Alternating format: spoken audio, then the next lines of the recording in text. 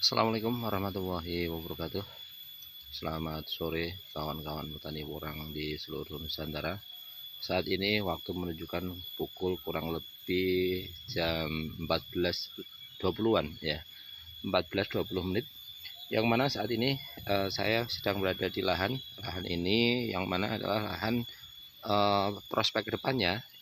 Ya, ini adalah lahan yang kita gunakan untuk lahan pembibitan. Nampak di layar kamera bahwa tanaman porang yang ada di lahan ini sangat rapat, kawan. Jarak yang digunakan barangkali adalah hanya sekitar 10 cm, bahkan bisa saja kurang dari 10 cm. Oleh karenanya lahan ini, jumlah tanamannya yang ada di lahan ini yang kurang lebih 1 hektar itu bisa mencapai kisaran 400 ribuan tanaman, kawan. Nah, ini kita perlihatkan tanaman yang ada di lahan ini mayoritas sudah tumbuh merata, walaupun sebagian masih ada yang masih agak tunas seperti itu ya, daunnya belum mekar sempurna. Bahkan ada yang sebagian sudah mulai tumbuh tunas susulan dari bawah, kawan. Ini kita lihat ya, semuanya dari sebelah sini ke sana ke barat. Ini tanamannya sangat rapat sekali, kawan ya, sangat rapat sekali, sampai bahkan yang ada di ujung kebun sebelah sana itu juga adalah tanaman-tanaman yang kita kondisikan untuk tanam model rapat semacam ini. Ya, tentunya harapan kami adalah ini untuk lahan pembibitan. Proyeksinya, contoh misalnya adalah untuk musim akan datang akan tanam lebih luas lagi. Ini nanti kita tinggal bongkar, kemudian hasil umbi satu musim yang ada di lahan ini nanti akan kita gunakan untuk tanam yang lebih luas lagi. Ini kalau nampak dari atas sangat lebat sekali, kawan. Sampai sana yang ada itu adalah makam ya. Sana ke barat itu yang ada di sebelah sana itu kucing lewat, itu pun adalah tanaman porang yang kita tanam dengan sistem rapat semacam ini. Dalam penanamannya dulu kita masih mengingat kembali, yaitu menggunakan bibit katak kurang lebih isi 500 up, kawan ya.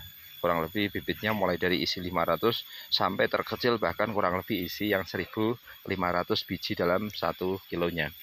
Nah, ini kalau kita kameranya gini kan, ini sangat rapat sekali ya. Nah, model tanam rapat semacam ini pun ya ada, tentunya ada keuntungan dan ada kekurangannya, kawan. Tergantung dari target kita inginnya seperti apa. Kalau kita inginnya tanam dengan budget yang sederhana, artinya dengan bibit contoh misalnya 1 kintal bisa untuk tanam di lahan 1 hektar, maka pilihan tanam rapat semacam ini kurang layak. Karena apa? Di lahan yang kurang lebih 1 hektar ini tentunya kalau kita menggunakan bibit yang isi 500 ini, kebutuhan dalam 1 hektar ini bisa mencapai ya kisaran 3 kintalan bibit. Karena dalam 1 hektar ini kan tadi sudah kita sampaikan isinya adalah sekitar 400 ribu tanaman, dan ini dapat terlihat dari tanaman-tanaman yang sudah tumbuh. Wah, itu jaraknya sangat luar biasa dekatnya, kawan. Tanamannya pun nampak hijau, subur. Dan yang masih ingat, yang pernah nonton video sebelumnya di lahan ini, bahwa lahan ini pun pernah kita sampaikan bahwa kita tanam tanpa menggunakan kohe fermentasi. Artinya bahwa kita ambil dari kandang, pas kebetulan kandang itu di belakang saya ini ada kandang sapi. Kita langsung masukkan ke lahan ini, kemudian kita semprot dengan H2O2 ya. Setelah itu dibajak, setelah dibajak baru kita semprot dengan agen hayati. Nah, agen hayati yang kita gunakan tentunya harapannya adalah untuk menetralisir dari jamur ataupun patogen-patogen jahat yang ada dalam kohe yang tanpa kita fermentasi. Nyatanya alhamdulillah sampai saat ini kondisi tanaman baik-baik saja, sehat-sehat saja. Entah nanti kedepannya seperti apa kita belum tahu. Artinya bahwa selama perjalanan kita menggunakan pupuk tanpa fermentasi ini, untuk lahan masih tergolong normal-normal saja, kawan ya. Tanamannya juga tidak ada kendala. Artinya bahwa yang kita tanam dulu sampai sekarang ini untuk tanaman walaupun ya 1-2 tentunya ada yang mati, tapi kalau melihat persentase yang hidup itu alhamdulillah masih dalam tahap aman-aman saja kawan. Nah ini yang sebelah sini ada beberapa yang masih mulai tunas, nampak jarang. Tetapi yang sebagian sebelah sini ini nampak lebat sekali, pertumbuhannya luar biasa. Nah tentunya hal ini kenapa yang sebelah sini nampak agak jarang-jarang, itu karena dipengaruhi waktu kita tanam adalah menggunakan katak yang masih belum bertunas. Berbeda dengan lahan yang sebelah sini, ini adalah yang kita gunakan adalah katak yang sudah bertunas. Oleh karenanya percepatan dari pertumbuhan tanaman porang ini lebih cepat yang menggunakan katak yang sudah bertunas kawan.